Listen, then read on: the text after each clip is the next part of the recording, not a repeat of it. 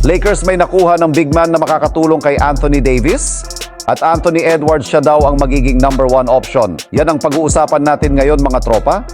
Pero bago yan mga tropa, baka pwede ka mag-subscribe sa aking channel para manalo kayo ng tropang basketball jersey. Maraming salamat mga tropa, let's go! Isang buwan nga po mga tropa bago sumapit ang 2024 Paris Olympics, ay sinimulan na nga po ng Team USA ang kanilang team practice sa Las Vegas kung saan halos lahat nga po ng mga superstar sa NBA ay kasali dito. Pero ang mas inaabangan nga po dyan ng mga fans ay ang pagsasama ng tatlo sa mga mukha ng liga na sina Stephen Curry, Kevin Durant at LeBron James na nagkaroon ng masayang interaction sa kanilang pagkikita pa lang sa practice facility. Sa katunayan, hindi nga po napigilan ni Stephen Curry na mapangiti sa pagsasama nilang tatlo ni na LeBron James at KD since matagal na nga po niyang pangarap na maging teammates ito sa isang team.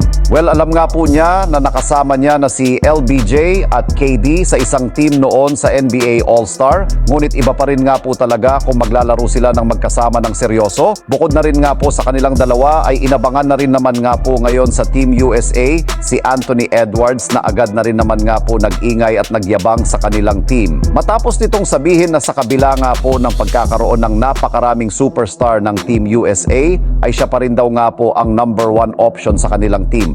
Pero kung kayo nga po mga tropa ang tatanungin, sang-ayon ba kayo sa sinabi ni Anthony Edwards? Pakikomento naman sa ating comment section. Samantala, dito naman tayo sa ating sunod na pag-uusapan sa naibalitang bagong sentro nga daw po na dapat nang kunin ng Los Angeles Lakers. Matapos nga po mga tropa na inanunsyo kahapon na balak nga daw pong kunin ng Lakers ang mga free agent na sina Gary Trent Jr. at Spencer Dinwiddie, ay may ilan na nga po sa kanilang mga fans ang nagreklamo agad sa kanilang team. Since hindi na rin naman nga po nila kailangan pa na dagdagan ng guard ang kanilang lineup.